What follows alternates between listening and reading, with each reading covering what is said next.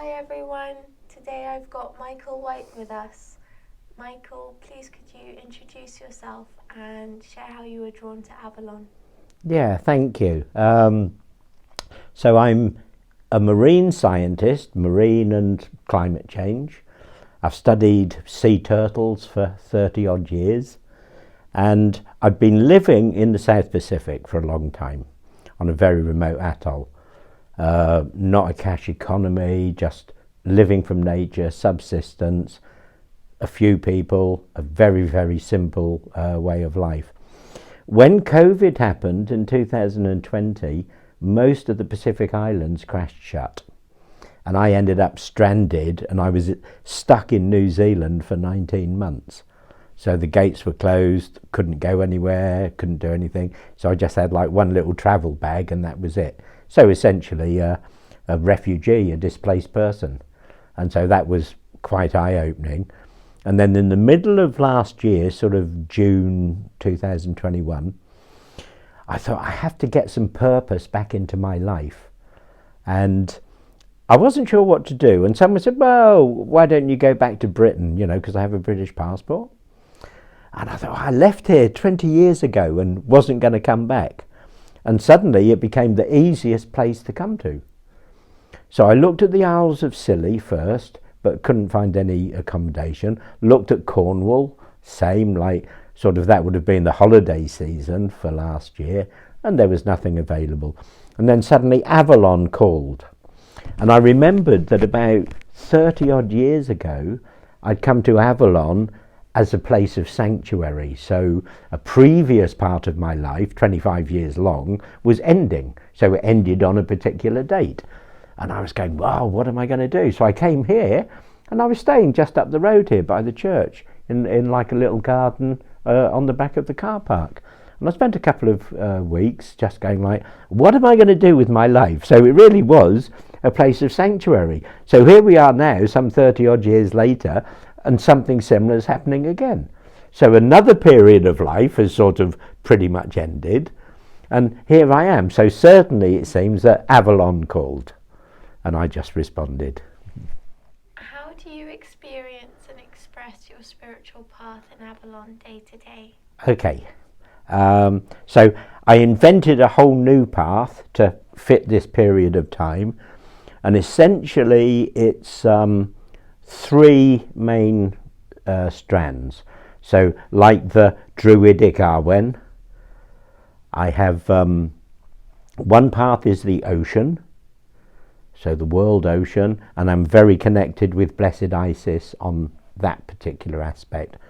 Another one is nature and the forests, so that is usually Jack in the Green. I'll talk more about that in a moment. And then the third thread is human rights, and so with that it's Blessed Mart, the goddess of truth, justice. So in this lifetime, truth has always been very, very important to me, all through my life, and so I find it hard sometimes when other people don't tell the truth, and I'm going like, how can they not? So the bit about the forest in the centre, I bought myself a small woodland, just a couple of acres of woodland over on West Moor, and I'm putting what I feel into that. So I said to the trees, I'm your new companion rather than anything else. And so I spent the early part of this year cleaning all the brambles, all the vines, everything off the trees. They're all overgrown, and now suddenly everything is bursting into life. Flowers, all the rest of it. So although I chose the sort of pan aspect and the Jack in the Green, the male aspect, it felt very strongly that a female aspect would come for that one. And I think that it's going to be Blodeuwedd, who's the flower maiden. So the one that they manufactured from the flowers, oak, broom, meadowsweet and all the others. So it feels like she will be the feminine connection to that woodland, which I'm really happy with as well. So her other aspect is the owl, and so of course owls are very, very important. I used to be quite close to them for some time. So yeah, bringing those three things together, For the ocean, I can work easily online. I'm very knowledgeable about the world ocean. I've travelled far, spent most of my life on, in and by the ocean. And then human rights is something that's become more and more and more important to me. So again, you need the knowledge to be able to sort of understand that, you know, and it's what governments ought to be doing, but they certainly don't. And then also I feel very much that we should just have a single standard for everybody. You know, the same rules apply to everybody. Whether you do or whether you don't doesn't matter, but at least it ought to be a sort of a common pattern that we're trying to work to. When we say divine feminine or goddess, what does that mean to you? Okay, for me, the goddess is everything. Okay, but also so is the god. We need both in there together. Now, in this lifetime, I've worked mostly with the feminine, with the goddesses of different pantheons, different things. I'll expand on that. So yeah, certainly I've worked very, very comfortably. Probably 90% of the time, 95% of the time has been with the goddess. A small amount has been with Pan, who again, like in some of the wild places, work very, very comfortably with. So there was a period of time, maybe 30 years, 28 years, something like that, and Sekhmet was a very prominent goddess. So I'd gone down to Luxor in Egypt, gone and visited. I took some of the chalice well water with me and did like sort of gifts at various sacred sites around Egypt as I went. And so she was an amazing entity, being. Hard to know what we ought to call them. And then there'd been a period of time when I was really looking deep within.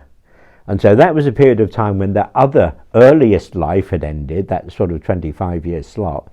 And I going like, what am I about? And the real looking deep within. And so that time, the best was Hecate, so in the cave, like exploring the sort of depths and the darkness and everything else, in order to be able to come out and build something out in the light. And also at that time was the three Norns, the sisters, so those who measure, cut and apportion fate, for want of another word. So at that time as well I was doing a lot of runic work, and so that fitted very, very nicely in there. I've always really liked Nut or Nuit, the sky goddess, and many times in my life I've lived in places where there's no light pollution, so you just have this wonderful starry sky. And I always wondered what would happen if she suddenly stood up, and I just went like, wow, whatever, you know. But it was I sort of had no difficulty at all going like, this is wonderful. So I'll come back to Mart, because as I said, the truth has always been really important to me. So she is the scales as well, you know, not just the goddess of, she is the scales. And so for the ancient Egyptians it was about weighing the soul, which they said or held was in the heart, against the feather of truth. And it didn't really matter what you did in life. We all do good stuff, we all do bad stuff, but it's like, did you tell the truth? And so if you did, you passed on to whatever the next sort of part of the journey was. If you didn't, you had the beast, the devourer of souls, you know. And I go, well, that must be really, really busy right at the moment. So underpinning all of these different aspects of the goddess, always it has been Blessed Isis, who has been the support, the nurturer. There's a dark aspect to her, there's a light aspect to her. She's the great ocean itself. She was the beginning. I certainly believe she will be the end. And so we're all just sort of going along this journey. Her support has been unwavering.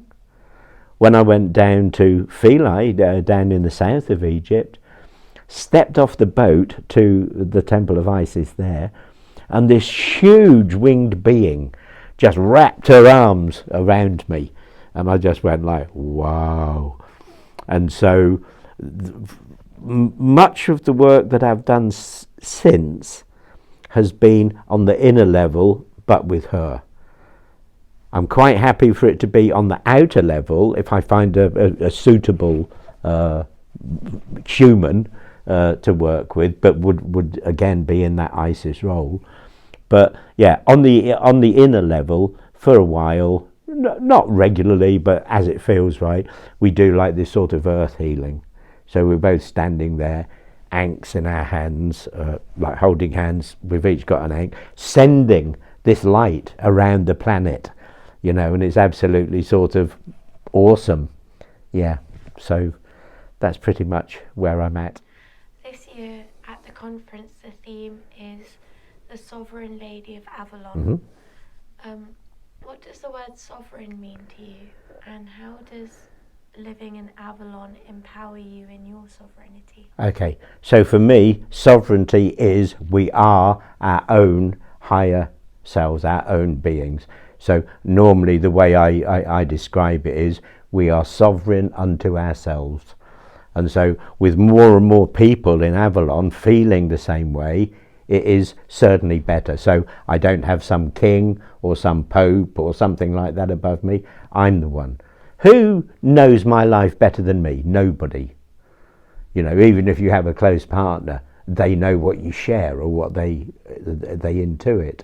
So for me, I think it's exciting for Avalon, because I was thinking that as I walked along Magdalen Street this morning, we might be able to somehow bring sovereignty to Avalon. So I thought, oh, we'd had the like Avalon Free State, and I said, do we want to be a state? And then I was going, oh, community. And then the word that sort of jumped out as I was just walking by St Dunstan's house was sovereignty.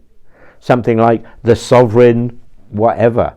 And so if that's the theme for the Goddess Conference as well, I'm probably right on the sort of mark with what's happening. So it just feels like, yes, we'll try. But yeah, certainly we are sovereign unto ourselves. Thank you so much, Michael. Thank you for your time. Yeah. Thank you for your wisdom. And on behalf of everyone that watches this, thank you for sharing with us. You're welcome, and blessed be. Have a great rest of your day. Thank you.